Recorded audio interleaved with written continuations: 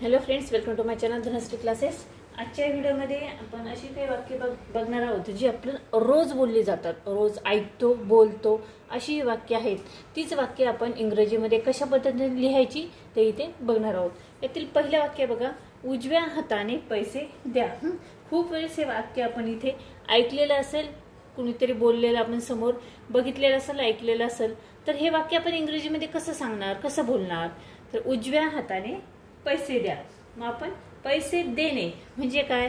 Give money, पैसे देणे, give money, MONEY, give money with your right hand. परत बघा वाक्य कशा पद्धतीने लिहिले आपण। गिव मनी, पैसे देणे, पैसे द्या म्हणजे काय? गिव मनी, कसे द्या? विथ, उजव्या हाताने म्हटले विथ युअर म्हणजे तुमच्या उजव्या हाताने, विथ युअर राईट हँड। ठीक आहे, पुढचे वाक्य बघूया। चवीनुसार साखर मिसळा। आता मिसळणे, मिसळणे म्हणजे काय? ऍड करणे। मिसळणे म्हणजे काय? Add, ADD, add. काय ऍड करायचं आहे? Add sugar, SUGAR, add sugar. चवीनुसार म्हटलेलं आहे, चवीनुसार म्हणजे काय लिहिणार आपण? अकॉर्डिंग, ACCORDING, मिसळण्याला सांगितलेलं आहे add sugar according to taste, to taste, TASTE, add sugar according to taste. Next बघूया, मला सरळ सांग। काय वाक्य आहे? मला सरळ सांग।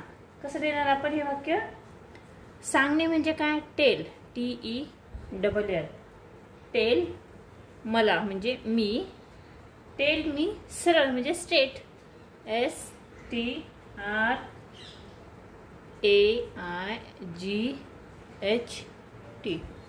Tail me straight. स्टेटचं स्पेलिंग बघा, STRAIGHT।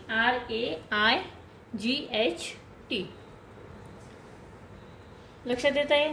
त्यानंतर आपण पुढचं वाक्य बघूया, तुमची स्मरणशक्ती वाढवा।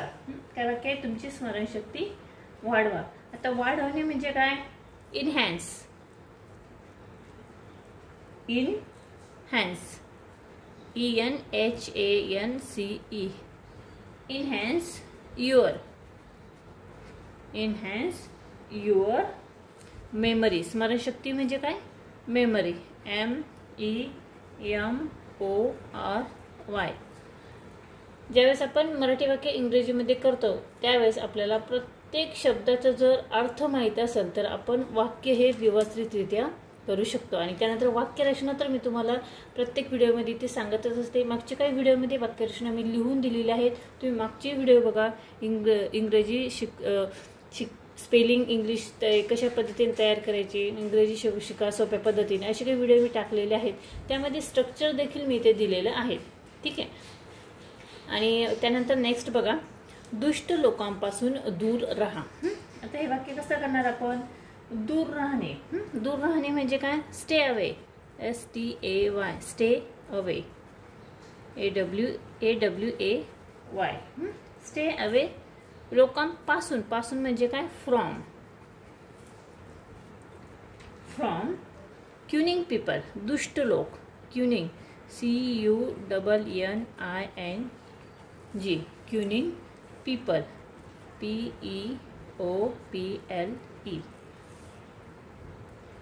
ठीक आहे, आणि त्यानंतर लास्ट बघूया इथे, तुझी जशी इच्छा आहे तसे कर। आता हे वाक्य आपण कसं करणार? तुझी जशी इच्छा आहे म्हणजे do as you wish, do, तुझी जशी इच्छा आहे म्हणजे करणे म्हणजे काय? डू, आणि जशी इच्छा आहे तसे तू कर म्हणजे do as you wish. Wish म्हणजे काय? इच्छा। ठीक आहे, तर अशा पद्धतीने आपण काही मराठीची वाक्य इंग्रजीमध्ये केलेली आहेत।